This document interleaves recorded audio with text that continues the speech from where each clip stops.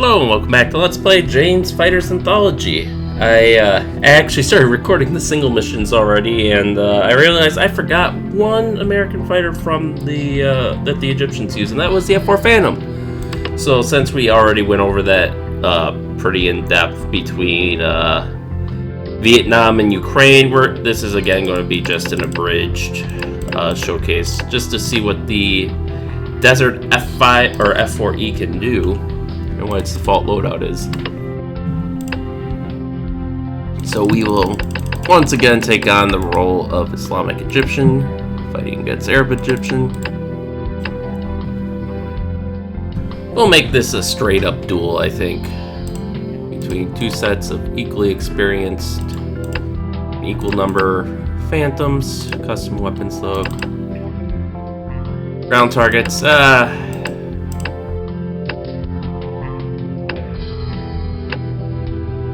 yeah, let's do armored column. Well, you know what? No. Yes, let's do armored column. So we'll take these as stand-ins for A9Ls. And then can we get...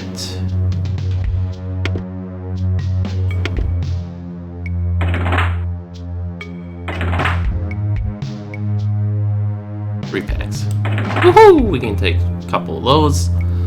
And I guess we'll just take the field tank off. That's a little heavy for the Phantom apparently, and let's get started.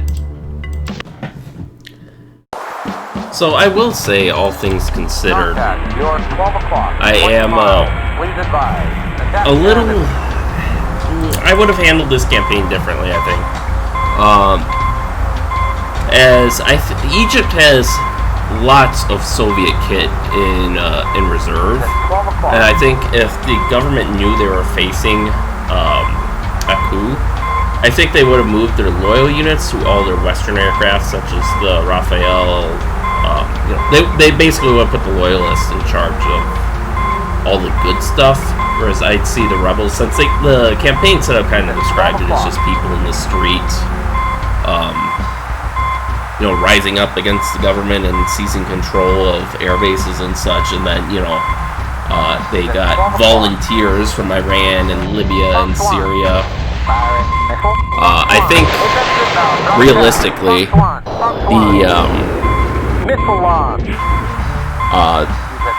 they would have seized more, of that Soviet kit, so we would have been, at least at the beginning, facing more, like MiG-21s and MiG-23s and stuff of that nature. Hey, I think we hit him.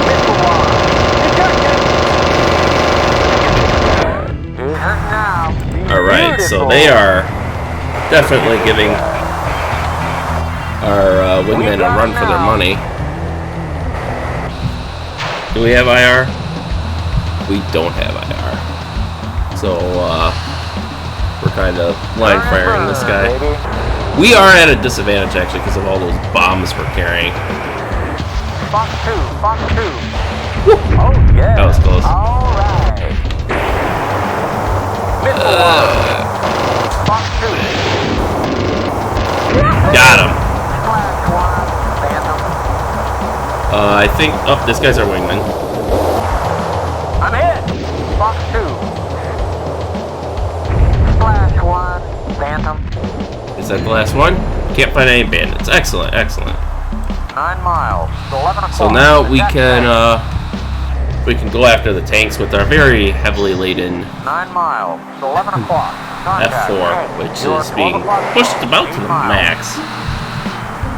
The other thing we probably could have done is reduce the fuel load, but why would we do such a thing? So let's go into a dive bomb here. Oh, they're over there. Okay, there we go. And our targeting computer says we likely aren't going to hit them yet. 1 mile in range. Bombs away. Honestly, with all the bombs we have, that should be enough. Multiple hits. Impact. Yeah. thought. Let's take, ready up for another Bombs away. Got him. Bombs away. M1. Yeah, you can see our wingmen are much better with the 3-packs. Impact. Boom. Oh, yes. Because now, you know, if they miss with one, they still have a chance to get close with the other 2. 2 miles. And now this guy must have been nicked since he's going after our wingmen. Bombs away.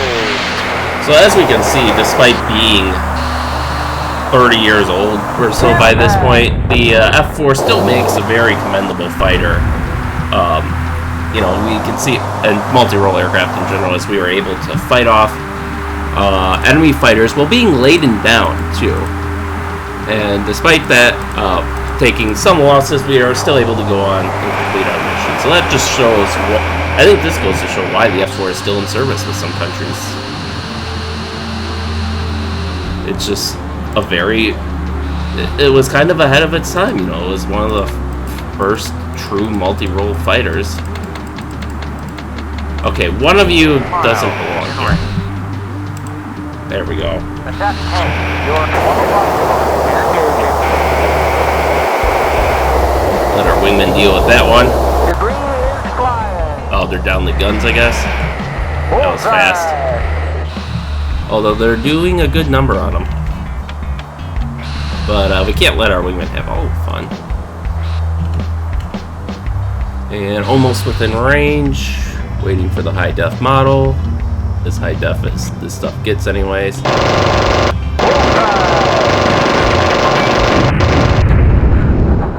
like one of the Bradleys was shooting at us.